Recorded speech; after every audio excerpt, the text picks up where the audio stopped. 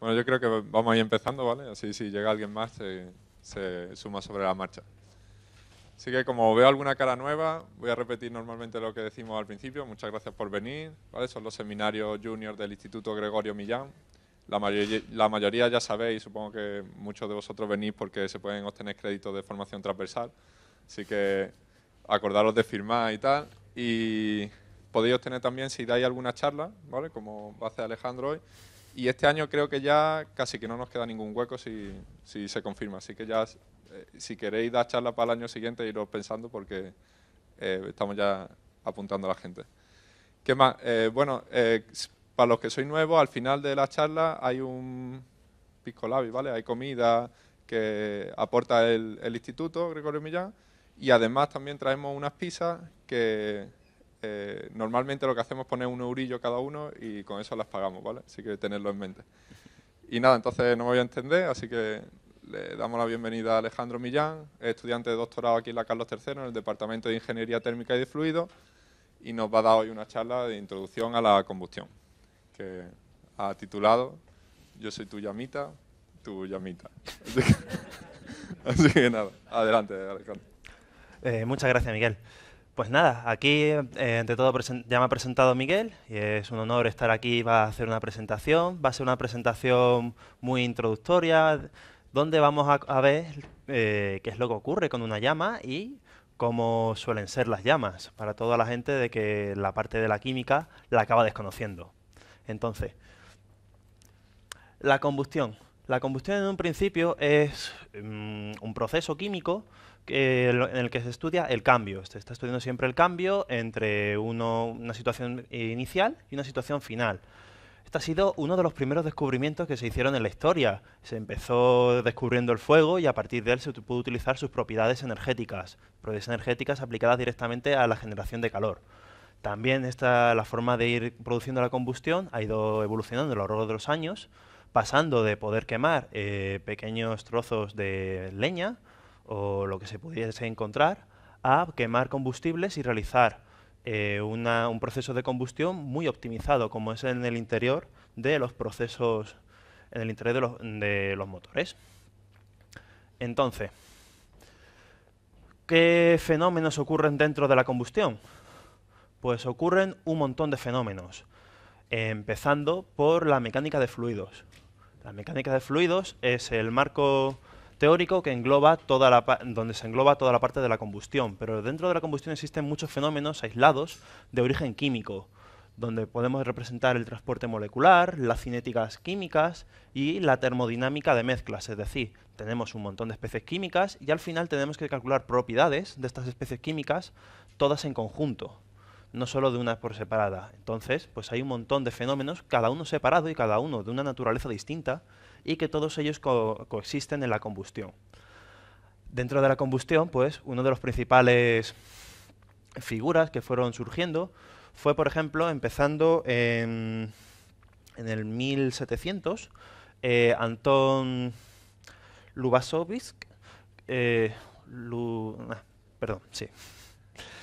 Entonces, Lusoy fue el padre de la química moderna. Estableció las leyes de estequiometría química, de conservación de la masa. Fue uno de los padres. Después pasamos por Zeldovich, que fue uno de los padres de la cinética química. Es decir, empezó a establecer las leyes que modelaban los cambios de la cinética química. Y uno de los grandes padres de la combustión fue Teodoro von Karman, junto con Gregorio Millán Barbani, a quien se le debe el nombre de estos seminarios. Juntos, Teodoro y Gregorio Millán establecieron el marco común para tratar los problemas de combustión, donde en los años 50 establecieron todas las leyes en un lenguaje moderno en el que se pudiera tratar los problemas de combustión. Por ello, vemos cómo todas estas disciplinas convergen en un único temática. Entonces, vamos a empezar en primer lugar con la química. ¿Cómo se modela la química?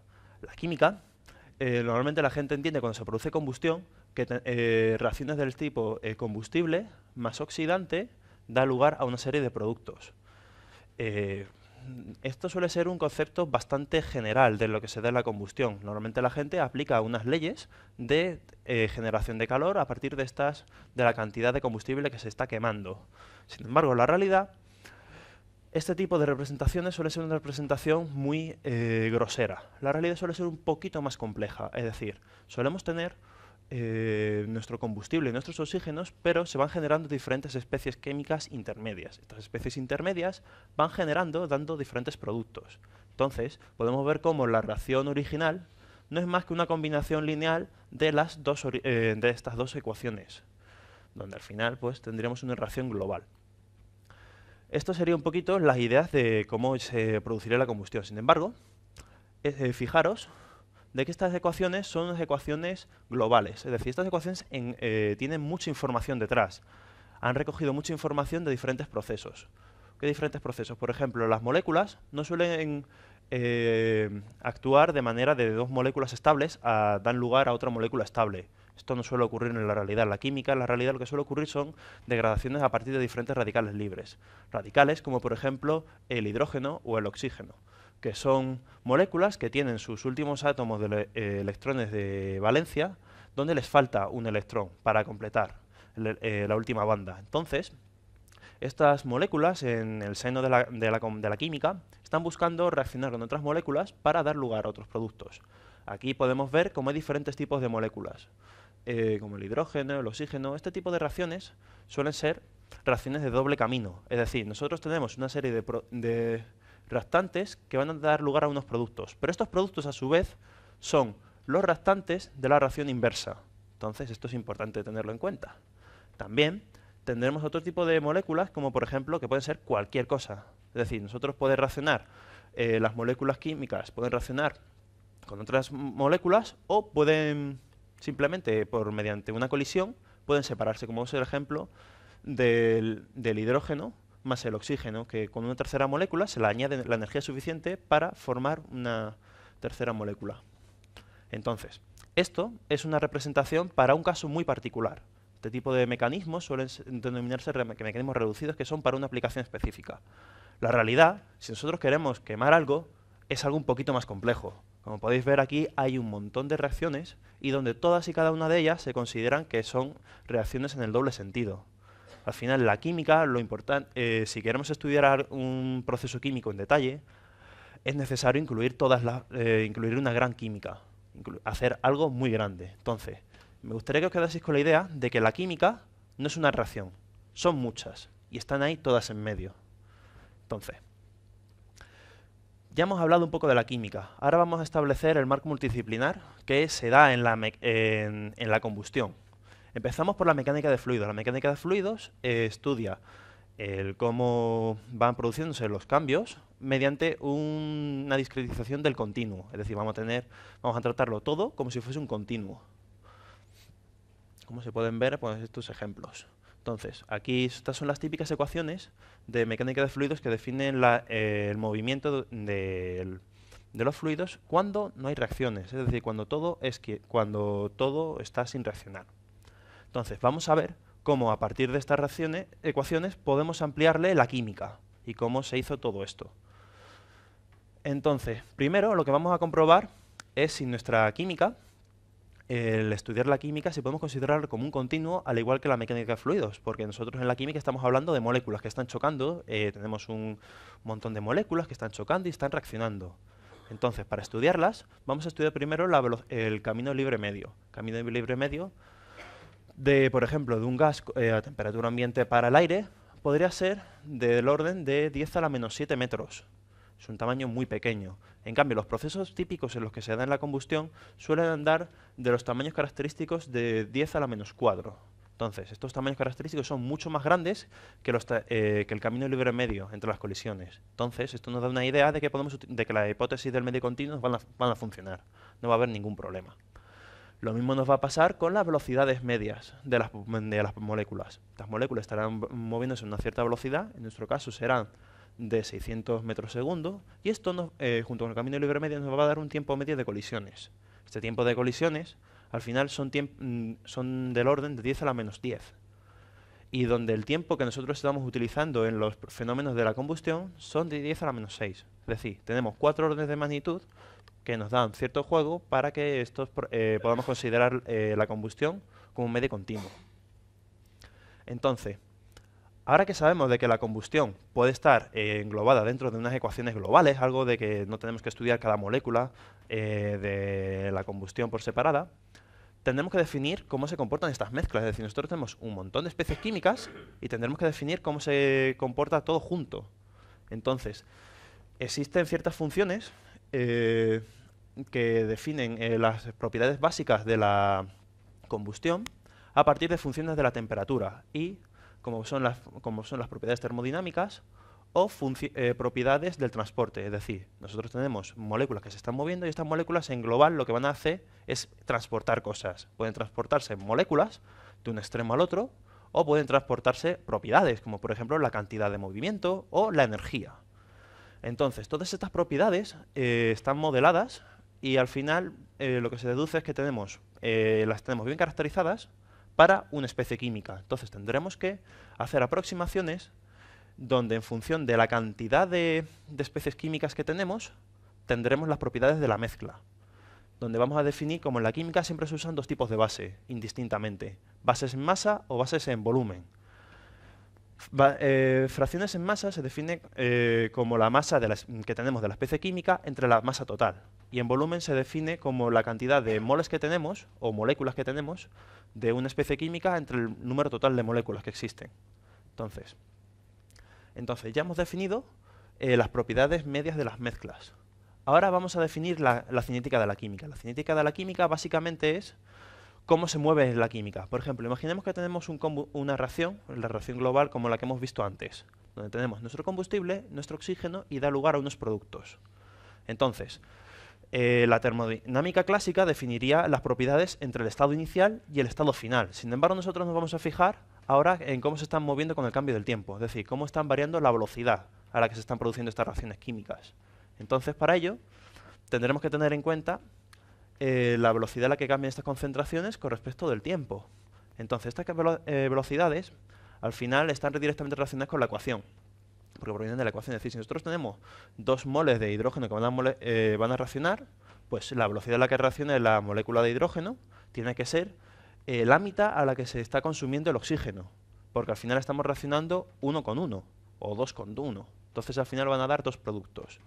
Entonces, al final aquí se establecen unas leyes de conservación donde se van moviendo estas velocidades.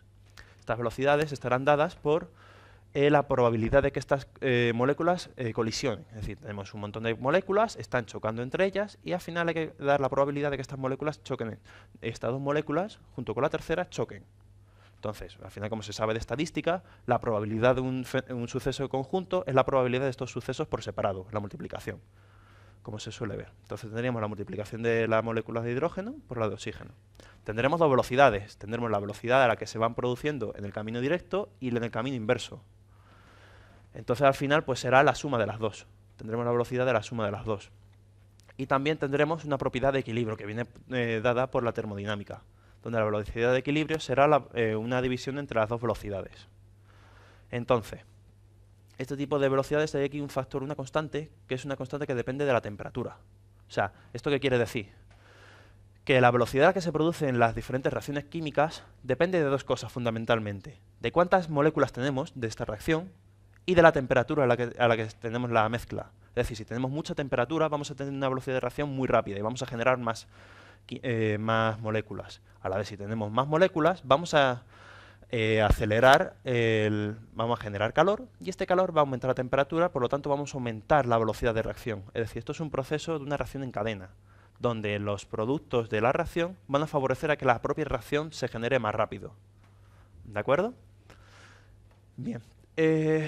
Entonces, ya hemos definido los diferentes marcos multidisciplinares en el que solemos trabajar. Ahora vamos a definir las diferentes ecuaciones de conservación. Fijaros, aquí yo lo que quiero que os fijéis no es en la complicación de las ecuaciones. Son unas ecuaciones que están definidas y que pueden llegar a ser bastante complejas. Fijaros que aquí básicamente tenemos 5 ecuaciones, donde tendremos una ecuación más 3 más una. Tendremos la ecuación de continuidad, cantidad de movimiento y energía. Son 5 ecuaciones, hay que resolver. Pero esto para un fluido en el que no haya reacción química. Cuando incluimos la química, se vuelve esto un infierno. ¿Por qué? Porque estamos incluyendo, en primer lugar, para la conservación de cada una de las especies químicas, estamos incluyendo tantas especies como reacciones queramos, tantas reacciones como especies tengamos, es decir, estamos aumentando un montón. Fijaros que al principio habíamos dicho que los mecanismos reales solemos tener un montón de especies químicas y un montón de reacciones químicas. Por lo tanto, al final lo que va a ocurrir es que vamos a tener una cantidad de ecuaciones a resolver enorme. Una cantidad de que no va a ser viable resolverlas. Entonces, ¿qué nos va a pasar con esto? Pues normalmente se suelen atacar estos tipos de problemas por aproximaciones. Bueno, a partir de aquí os he contado un poco el marco multidisciplinar de la combustión. Ahora vamos a ver cómo funcionan las reacciones. Es decir, vamos a ver cómo son nuestras llamas, qué es lo que ocurre, qué es lo que se ha estado viendo siempre. Por ejemplo, la química de la combustión se define clásicamente por reacciones en cadena. Podemos diferenciar dos tipos de reacciones en cadena, las dadas por la cinética química, donde tenemos una reacción global, donde va a empezar a producir una reacción, donde empieza a producir radicales. Estos radicales van a atacar al combustible, y entonces al atacar al combustible va a volver a generar más radicales, que van a volver a su vez a atacar otra vez al combustible, y así sucesivamente van a realizarse un proceso en cadena, que estos se denominan como cadenas químicas, porque son la propia química la que va acelerando la velocidad de la química. También en la propia combustión se genera calor, son reacciones exotérmicas. Entonces, este calor que va a generar va a acelerar la propia velocidad de reacción. Como se pueden ver, entonces, los tipos de llama que nos vamos a encontrar son reacciones en cadena, que son autosostenidas, o pueden ser estacionarias o transitorias. Vamos a diferenciar dos tipos de llama, básicamente. Llamas premezcladas y llamas de difusión. Empecemos con las llamas premezcladas. Las llamas premezcladas son todas aquellas en las que estamos mezclando nuestro combustible y nuestro oxígeno para dar lugar a una serie de productos. Aquí se pueden dar un montón de serie de configuraciones distintas. Por ejemplo, esta es la primera que tenemos con un mechero Bunsen. Mechero Bunsen en el que le estamos metiendo directamente la mezcla de los dos componentes y se está quemando. El propio calor de la reacción es el que va a calentar a nuestros reactantes para que se vaya a producir la reacción. En la zona plana, aquí se suele denominar esto como el cono, donde se suele producir la llama. Fijaros que cuando tenemos un mechero se suele generar este tipo de estructuras. Y entonces vamos a tener una serie de productos. En nuestro caso, por ejemplo, en este caso puede ser agua. Esto es lo que se suele denominar como combustión limpia, porque al final lo único que estamos produciendo es agua. En teoría no estamos produciendo CO2 ni nada por el estilo. Un segundo.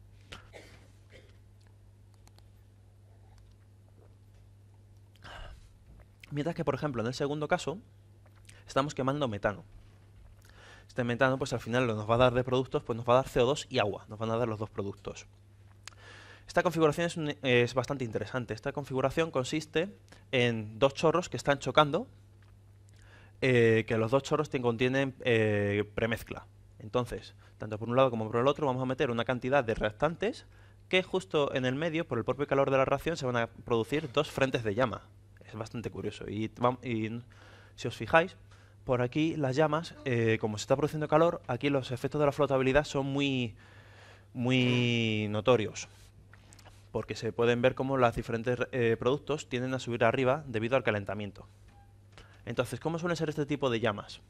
Pues este tipo de llamas al final suelen ser de una serie de productos, de reactantes, donde tenemos el oxígeno y el combustible, y a través de la difusión molecular se van a ir moviendo hacia la zona de la reacción. Pero a través de la difusión molecular se van a mover también los productos hacia atrás. Vamos a tener unos productos que se mueven hacia atrás y unos reactantes que se mueven hacia adelante. Y tendremos una zona de reacción, que es donde se está produciendo la llama, que es lo que se suele ver. Entonces, ¿qué es lo que es característico de este tipo de problemas? La velocidad a la que se propaga la llama. Es decir, nosotros tenemos una llama autosostenida. Le estamos soplando a la misma velocidad a la que se está quemando los productos. Sin embargo, esta velocidad a la que se están quemando los productos, que es una velocidad característica del combustible. Es decir, pero no solo del combustible, también de la cantidad de combustible que metamos. Es decir, vamos a definir el dosado químico como la cantidad de combustible que metemos en exceso de lo que sería la cantidad estequiométrica. Es decir, como hemos visto en las reacciones anteriores, no sé si lo tengo aquí. En la reacción anterior, aquí tendremos que necesitaremos 2 moles de combustible con 1 de oxidante. ¿Qué es lo que ocurre? Que en la realidad podemos quedarnos cortos de combustible. El combustible hay que pagarlo y el oxidante pues está en el aire. Entonces el oxidante es gratis, por así decirlo. Entonces, ¿qué es lo que puede ocurrir? Que en algún momento nos quedemos sin combustible. Entonces vamos a tener menos combustible del que requeriría la ecuación de reacción. Entonces vamos a tener diferentes cantidades, relaciones, donde estas relaciones al final van a influir en gran medida a la velocidad a la que se está quemando la llama. Es decir, vamos a tener que la velocidad de la llama, si tenemos una llama donde tenemos un exceso de combustible o un exceso de oxidante, al final van a hacerse más lentas. Y justo donde un poquito más de la cantidad estequiométrica es donde vamos a tener el máximo, donde la velocidad se va a mover lo más rápido posible. Fijaros que estas velocidades no son muy grandes. Estas velocidades al final, como caso extremo, que es el caso del hidrógeno, alcanzan velocidades de 1 metro por segundo. Son velocidades que, bueno, un coche puede ir un poco más rápido. Entonces, hemos visto la característica peculiar de las llamas premezcladas. Vamos a ver ahora las llamas de difusión. No se reproduce el vídeo, un segundo.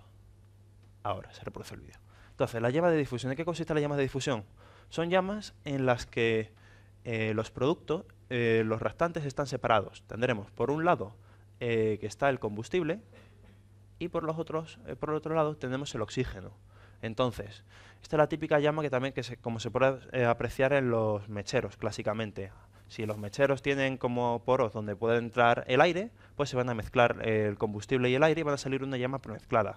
Si el mechero no suele tener ningún poro, va a salir directamente el combustible.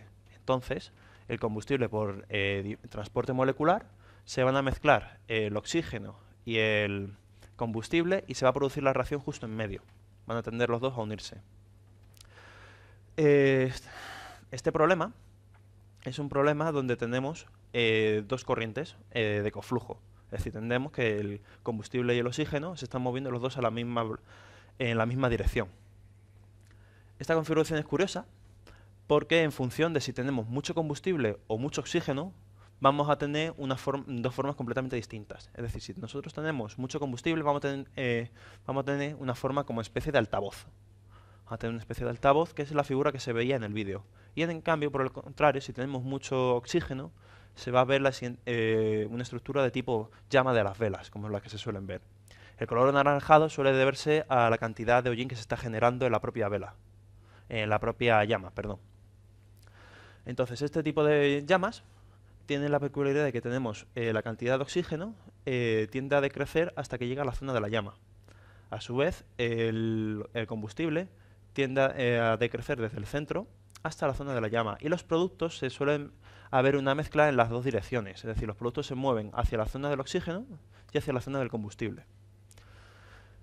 Entonces, ya hemos visto los diferentes tipos de llama que nos podemos encontrar en la literatura. Son 2. Sin embargo, podemos encontrarnos más fenómenos característicos de la combustión. Entre estos fenómenos, por ejemplo, imaginemos que tenemos una mezcla, tenemos una caja donde todo está completamente mezclado y tenemos ahí unas diferentes cantidades de combustible y oxígeno y oxidante. Entonces, si nosotros ponemos a ciertas esa caja negra, la ponemos a una cierta temperatura y una cierta presión, vamos a tener ciertos límites donde se va a producir la llama. Entonces, nosotros vamos a tener que aportarle una cierta energía a esta caja, a nuestra mezcla, para que la llama se empiece a producir. Es decir, aquí estaremos en este punto, por ejemplo, una cierta temperatura y una cierta presión. Entonces, conforme vayamos aumentando la presión, vamos a añadirle energía. Esta energía, al final, cuando lleguemos a cierto límite, esta mezcla va a empezar a quemarse. Va a empezar a quemarse y va a producirse la combustión. Sin embargo, ¿qué es lo que ocurre en la combustión? Pues que tenemos un montón de reacciones, como ya hemos visto antes. Entonces, este tipo de reacciones, conforme vayamos aumentando la presión, puede dar lugar a que la química interna esté cambiando. Entonces va a ir cambiando constantemente la química. Esta química que está cambiando, al final, va a hacer de que en ciertas ocasiones, en donde teníamos una llama, si seguimos aumentando la presión, vamos a llegar a una zona donde no se produce llama. Es decir, vamos a tener que nuestra mezcla, justo antes de aumentar un poquito la presión, se producía una llama, teníamos combustión, aumentamos un poquito más y es que ya no se produce. Entonces, estos límites se conocen como los límites de inflamación. Y estos límites pues, son característicos del combustible. Por ejemplo, estos son los límites del hidrógeno, donde vamos a tener una primera zona que necesitamos aportarle una energía mínima para que se produzca la llama. Después, aquí tenemos siempre, en estas condiciones vamos a tener siempre llama, luego vamos a pasar a otra zona donde no va a haber reacción, y luego si seguimos aumentando la presión, al final vamos a pasar a otro tercer límite donde sí se va a producir la reacción química. Entonces, estos límites de inflamación también dependen de la cantidad de combustible y oxígeno que metamos. Es decir, si nosotros metemos mucho combustible, al final esta mezcla no va a ser capaz de reaccionar en ningún momento. Y también en el caso contrario, es decir, si nosotros metemos mucha cantidad de oxígeno, estas mezclas no van a ser capaces de producir, no va a tener suficiente combustible para poder quemarse. Entonces, hay límites de inflamación tanto de las condiciones atmosféricas como de las condiciones químicas de la mezcla.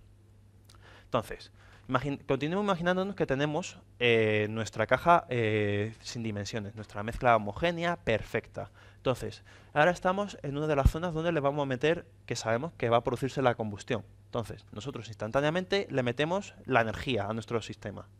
Entonces, desde que nosotros le metemos la energía a nuestro sistema hasta que la química empieza a producirse, hay un tiempo de retraso, es decir, hay un tiempo en el que la química va a empezar a producir radicales libres, una pequeña cantidad muy pequeña, que van a continuar atacando a los combustibles, pero esta cantidad no es lo suficientemente pequeña para empezar la reacción. Entonces, van a ir empezando a romper radicales, van a ir generándose más radicales, hasta que al final la cantidad de radicales es lo suficientemente grande para empezar a dar lugar a muchas más reacciones. Entonces, es como una bola que va cayendo por un acantilado, una pequeña bola de nieve. Al principio la pequeña bola no tiene fuerza suficiente para irse moviendo, pero conforme se va haciendo más grande, va cogiendo tamaño, y ya cuando tiene mucho tamaño, pues empieza a caerse y empieza a rodar y empieza a moverlo, y conforme va cayendo va haciéndose más grande. ¿Hasta cuándo se hace más grande? Pues hasta que se coge toda la nieve que hay por delante. Si luego ya llega a una zona donde no hay nieve, pues va a derretirse, va a seguir derritiéndose. Es lo que pasa en la combustión. Empiezan las reacciones, empiezan a producirse los radicales libres, hasta empieza a consumirse el combustible, y luego al final se queda sin combustible que quemar. Entonces, al final llega como un límite máximo donde podemos llegar. Entonces, ¿qué es lo que es interesante con esto? Que al final, desde que nosotros le metemos las condiciones iniciales hasta que se empieza a producir esta relación, hay un cierto límite, hay un cierto tiempo que es el tiempo característico de la química. Es un tiempo químico que es el que tarda la reacción en producirse. Entonces se llaman tiempos de ignición. Y suelen variar muy directamente en función de la inversa de la temperatura. Es decir, nosotros si metemos más temperatura a nuestra mezcla, vamos a hacer que las moléculas se estén agitando más rápido, y por lo tanto vamos a hacer de que la mezcla tarde menos tiempo en producir la combustión. ¿Vale? Entonces, ahora imaginemos, vamos a estudiar el otro fenómeno muy característico de la combustión, que es la extinción.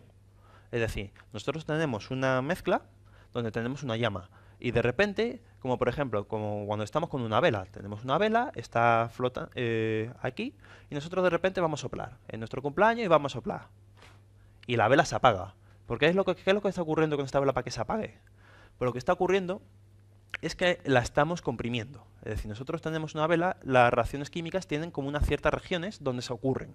Estas regiones donde ocurre la química, cuando nosotros estamos soplando, estamos haciéndolas muy pequeñas, estamos comprimiéndolas. Entonces, ¿qué luego ocurre? Que hay un tamaño característico donde se están ocurriendo esta reacción. Si nosotros empezamos a comprimir este tamaño, bueno, porque lo estamos imponiendo, estamos soplándole y estamos haciéndole cada vez más pequeña, al final vamos a llegar a una zona donde la temperatura ha bajado tanto, porque no tiene el espacio suficiente para producir la reacción, que al final se apaga la llama. Este tipo de llama se apaga. Esto es lo que se conoce como límite de extinción. Son límites que son característicos de los diferentes combustibles y vienen determinados también por la geometría. Entonces, estos son como los tres fenómenos clásicos que se suelen dar en la combustión, aparte de los tipos de llama. O sea, tenemos nuestros tipos de llama, que son llamas premezcladas, llamas de difusión, y también tenemos varios regímenes de estos tipos de llama, donde hay llamas donde se pueden apagar, donde se pueden autoencender, y donde hay zonas donde están mezcladas, pero tenemos un exceso de un combustible o un exceso de oxidante y entonces las llamas no se producen. Entonces, ¿qué es lo que ocurre en la realidad? Pues la realidad es un poquito más complicada. La realidad ocurre de todo. Tenemos que ocurre todo y todo ocurre a la vez. ¿Está reproduciendo el vídeo? Sí. Entonces, aquí se está viendo el interior de una cámara de combustión. Fijaros, esto es una cámara premezclada. Tenemos como en el interior de un motor de gasolina. Nosotros tenemos una mezcla de combustible y oxidante, donde está metida dentro de la cámara. Entonces, a darle la energía inicial de activación, esta llama va a empezar a propagarse. Fijaros, ahora cuando se produzca la chispa, que esta llama al final va a tener una velocidad característica que es a la velocidad a la que se propaga la llama. Tenemos en este tipo de llama, pues se ocurren de todo. Pueden ocurrir extinciones locales, pueden ocurrir igniciones, puede ocurrir de que a la vez que se está comprimiendo se genere por aquí un segundo frente de ignición y al final tenemos como una onda, como dos frentes que van a colisionar, donde se están produciendo los dos frentes de llama. Entonces, por ejemplo, este segundo caso es el caso, por ejemplo, cuando estamos en un motor diésel. Los motores diésel, al final lo que ocurre es que tenemos una cantidad de aire, está a unas propiedades muy altas, es decir, tenemos una presión muy alta y una temperatura muy alta, y de repente soplamos el combustible que le queremos meter a la mezcla. Se lo soplamos. Entonces, como un chorro. Un spray donde hay un montón de gotitas de combustible. Entonces, ¿qué luego ocurre? Por ejemplo, fijémonos que aquí tenemos nuestro spray y aquí tenemos nuestro aire, que está a unas altas temperaturas. Pues lo que va a ocurrir es que tenemos diferentes zonas. En diferentes colores están mostrando donde tenemos las zonas premezcladas en azul. Donde tenemos en naranja las zonas donde una llama premezclada rica, donde ya se ha ocurrido esta llama premezclada. En rojo, donde tenemos las llamas pobres. Tenemos una llama premezclada pobre, que está por debajo del dosado estequiométrico. Y en amarillo tenemos las llamas de difusión. Entonces, ¿qué luego ocurre? Uno pensaría que en un principio, dentro de un motor, van a ocurrir solo llamas de difusión, al igual que ocurren con una vela. Sin embargo, la realidad es que van a ocurrir de todo. Todas estas propiedades que se han estado comentando, al final todas ocurren en conjunto. Vale, esto sería una de las primeras aplicaciones. Ahora vamos a pasar al segundo tipo de aplicaciones, las detonaciones. Las detonaciones, esto que se escucha mucho por la tele, de que han puesto una bomba y que siempre las llaman defragaciones. No, es verdad. La realidad es que son detonaciones. ¿Qué es una detonación? Una detonación consiste en una onda de choque que se está moviendo y justo detrás de la onda de choque se está quemando las cosas, se están produciendo toda la combustión. Entonces, ¿qué es la principal característica de las detonaciones? Pues que las detonaciones, si habíamos dicho de que la llama, una defragación, las llamas premezcladas se están moviendo a una velocidad de 1 metro por segundo, las detonaciones se pueden mover a velocidades de hasta 600 metros por segundo. Son velocidades muy superiores a la velocidad del sonido. Puede llegar incluso a velocidades de Mach 10, una velocidad hipersónica.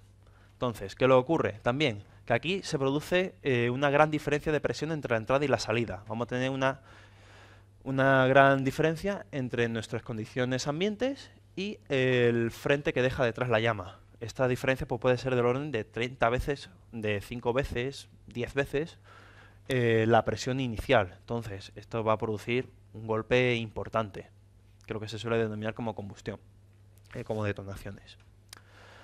El segundo tipo de aplicaciones exóticas que queríamos comentar es la combustión de la microgravedad. ¿Qué es lo que ocurre con la microgravedad? Pues nosotros, cuando estamos quemando una vela, vamos a tener que, como estamos calentando los gases, estos gases estar calientes van a tender a subir hacia la atmósfera. Al tener menos densidad, van a moverse para arriba. Y sin embargo, los gases ambientes van a tender a ocupar su lugar. Entonces esto da lugar a llamas alargadas. Vamos a tener una llama que se está alargando, como las típicas velas de la llama. Si nosotros eliminamos esta componente de la gravedad, al final lo que acaba ocurriendo es que son llamas esféricas. Son unas llamas esféricas y perfectas. Y la verdad es que es muy bonitas. Esta es un poquito diferente. Entonces aquí vamos a eliminar uno de los efectos. ¿Cómo podemos eliminar la gravedad? Pues podemos eliminarla de varias formas. O hacemos los experimentos en el espacio, o cogemos una cabina de un ascensor, metemos una vela dentro y esta cabina del ascensor le cortamos los cables y dejamos que caiga. libremente. Entonces, mientras está cayendo libremente, tendremos ahí nuestra llama en microgravedad. Ya cuando termine todo y caiga al suelo, recogemos los trozos y vemos el vídeo. Entonces, ¿qué es lo interesante de las llamas de la combustión de microgravedad? Normalmente los efectos de la gravedad vienen determinados por un número que se llama el número adimensional de Freud. Es decir, estamos comparando la velocidad característica a la que se está moviendo el fluido, es decir, a la que se está quemando los productos, en comparación con la velocidad en comparación con la gravedad y el tamaño característico de nuestra llama. Entonces, ¿qué es lo que ocurre? Por ejemplo, si nosotros quisiésemos estudiar la extinción, es decir, estamos soplándole, haciendo cada vez más pequeña la región donde se está ocurriendo las llamas, pues al final va a llegar una pequeña región donde las velocidades tienen que ser tan pequeñas, se está soplando a una velocidad tan pequeña, que los efectos de la gravedad se van a hacer muy importantes. Es decir, los efectos de la gravedad nos van a meter un ruido en nuestros experimentos que no vamos a ser capaces de quitar en la Tierra. Es decir, vamos a soplar cada vez más pequeño, pero no vamos a ser capaces de quitarnos esto. Entonces, ¿qué es lo que ocurre con la gravedad? Con la microgravedad. Pues que si nos eliminamos la gravedad, vamos a poder continuar haciendo experimentos a velocidades más pequeñas y reproduciendo fielmente lo que ocurre en la química y en la física. El segundo tipo de aplicación que quería comentaros son la combustión en la microescala. Es decir, vamos a pasar de quemar, por ejemplo, un motor grande, un motor de un coche, a quemar cosas en el tamaño, por ejemplo, de una moneda. Son cosas muy, muy pequeñitas. Entonces, ¿qué es lo que ocurre con este tipo de cosas? Pues que la química cambia completamente. O sea, aunque nosotros pensemos de que la química nos va a funcionar cuando estamos quemando en un motor grande, cuando lo hacemos todo pequeño, estamos cambiando una relación sustancial, que es la relación de superficie entre volumen. Entonces, como estamos haciendo de que haya muchísima más superficie que volumen, que en la relación de volumen, al final vamos a tener que todos los efectos superficiales, como transferencias de calor, como fuerzas viscosas, pues al final todos estos efectos van a tener una importancia muy grande en la combustión, y los efectos globales, los efectos de volumétricos, van a ser más despreciables. Entonces, este tipo de llamas al final se suelen parecer mucho a las llamas en microgravedad. Esto ocurre porque al final, como las tenemos en escalas, fijaros que en el número de Freud se definen como una velocidad, pero también se define dividida por un tamaño característico. Si nosotros hacemos que este tamaño característico sea muy, muy, muy pequeño, al final vamos a producir los mismos efectos que se producirían en la microgravedad, pero con diferentes tamaños. Por ejemplo, aquí se está mostrando un motor Wankel del tamaño muy, muy pequeñito, y aquí se está mostrando también una turbina de un microcombustor. Sin embargo, otro tipo de efectos especiales que suelen ocurrir es que, como tenemos mucha superficie, pues estas superficies producen interacciones químicas con las propias mezclas que nosotros estamos quemando. Entonces vamos a tener efectos de catálisis en nuestro motor. Es decir, vamos a tener nuestro motor que va a favorecer ciertas reacciones y otras las va a entorpecer. Estamos añadiéndole más química al problema. Entonces el problema se complica aún más. Esto es uno de los efectos interesantes que ocurren cuando estamos quemando en microescalas. Un segundo.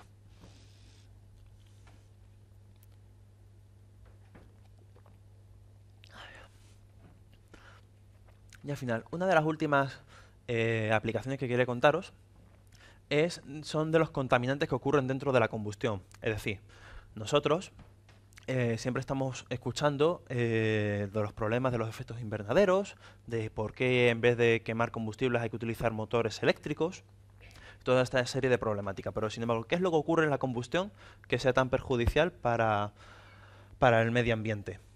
Pues básicamente cuando nosotros estamos quemando se suelen producir tres tipos de contaminantes básicamente. Los primeros van a ser los óxidos de nitrógeno. ¿Qué es lo que ocurre con los óxidos de nitrógeno? Pues estos óxidos de nitrógeno, al final lo que van a ocurrir es que en la atmósfera van a empezar a reaccionar con el ozono presente en la atmósfera. Es decir, el ozono proporciona una especie de filtro para los rayos ultravioleta y las radiaciones solares que vienen directamente hacia la Tierra. Entonces, estos óxidos de nitrógeno, que se producen sobre todo a grandes temperaturas en el interior de los motores, cuando suben a la atmósfera van a empezar a producir reacciones donde van a consumir este oxígeno, porque este ozono, porque va a ser el oxidante que va a existir en la atmósfera junto con el oxígeno. Entonces, pues al final estamos reduciendo esta capa. El segundo tipo de contaminantes que podemos encontrar son los óxidos de sulfuro. Estos óxidos al final suelen derivarse en diferentes tipos de reacciones junto con el agua y al final suelen también ser lo que se llama lluvia ácidas, porque al final genera un ácido que se concentra junto con el agua y básicamente cuando llueven, cuando se producen las precipitaciones, estos ácidos bajan junto con la lluvia. Entonces suele ser un problema pues bastante grave.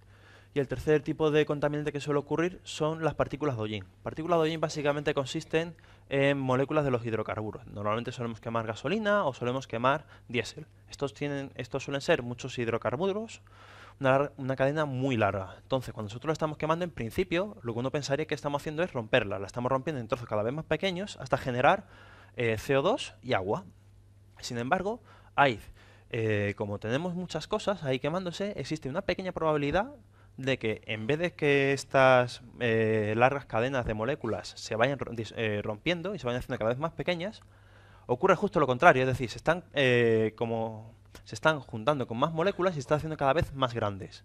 Entonces, cuando estas moléculas se van haciendo cada vez más grandes, es lo que se denomina como el hollín.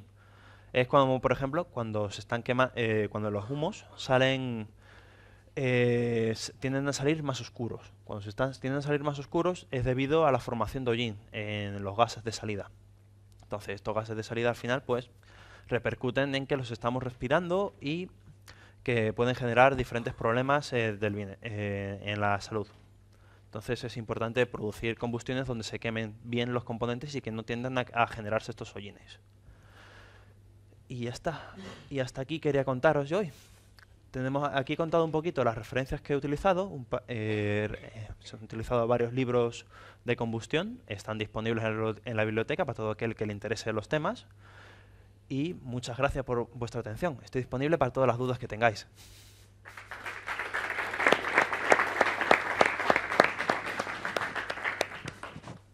Bueno, muchas gracias, Ale. ¿Tenéis dudas por ahí? Sí.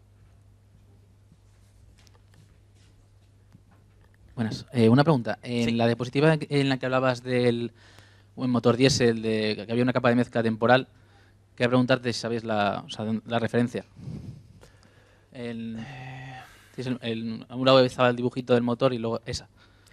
Sí, esta idea originalmente se ocurrió en un paper de los años 96-98 de Domingo, donde realiza simulaciones turbulentas. Estas simulaciones turbulentas, al final, como hay allí una mezcla de todo, al final lo que acaban ocurriendo son ciertos regímenes donde se están ocurriendo llamas triples. Es decir, llamas triples es que se ocurren las tres cosas a la vez. Están ocurriendo las llamas premezcladas, las llamas premezcladas ricas, donde tenemos un montón de combustible, llamas premezcladas pobres y las llamas de difusión. Y todo ello pues están ocurriendo cerca de un único punto. Están, pues, por ejemplo, por aquí suelen ocurrir llamas triples. Entonces, esta referencia suele ser de Domingo, sí. Vale. ¿Y sabes la difusividad del fuel y tal? ¿Sabes si es la Lewis unidad o no sabes? Normalmente en las simulaciones turbulentas se suele utilizar Lewis unidad. Normalmente. Lewis unidad significa de que la conductividad térmica y la conductividad másica se mueven a la vez. Las dos propiedades se mueven a la misma velocidad. Esto es una propiedad característica de los combustibles y suele denominarse las mezclas. Sí. Muchas gracias. De nada.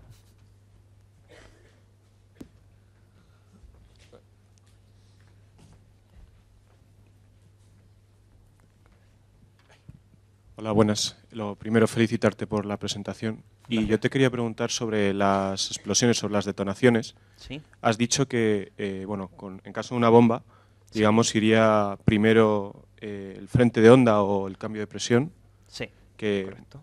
golpea y después inmediatamente se estarían consumiendo el oxidante, ¿no? Digamos, lo que abrasa, la combustión. Claro. Es decir, lo que suele ocurrir las ondas de detonación es primero la propagación de una onda de choque. Es decir, nosotros tenemos nuestras propiedades ambientes y de repente llega una onda muy brusca y muy rápida que de manera casi instantánea va a dar unas condiciones de presión y de temperatura que van a producir la mezcla. Y si nosotros vamos a tener nuestra mezcla, que en principio no va a reaccionar. Tenemos una mezcla que está por debajo de los límites de inflamación.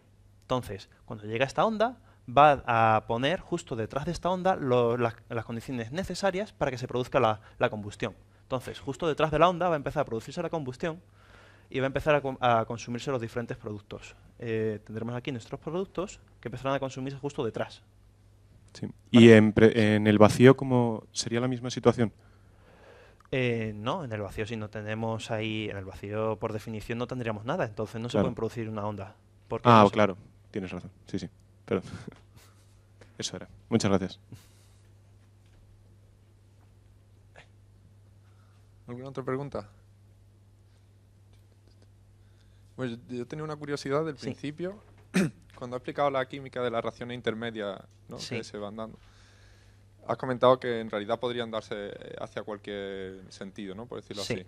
sí. Aunque luego, cuando has comentado la cinética química, si no he entendido mal, las velocidades hacia un sentido y hacia otros en general son diferentes, ¿no? Claro. O sea, por decirlo así, que habría una dirección neta, ¿no? De la reacción. Claro, sí, al final tenemos una velocidad neta. Nosotros tenemos la velocidad a la que se van produciendo las reacciones en un sentido, en el sentido directo y en el sentido inverso. Entonces tendremos una menos la otra, que al final va a ser la velocidad a la que se está produciendo el agua o que se está consumiendo el oxígeno.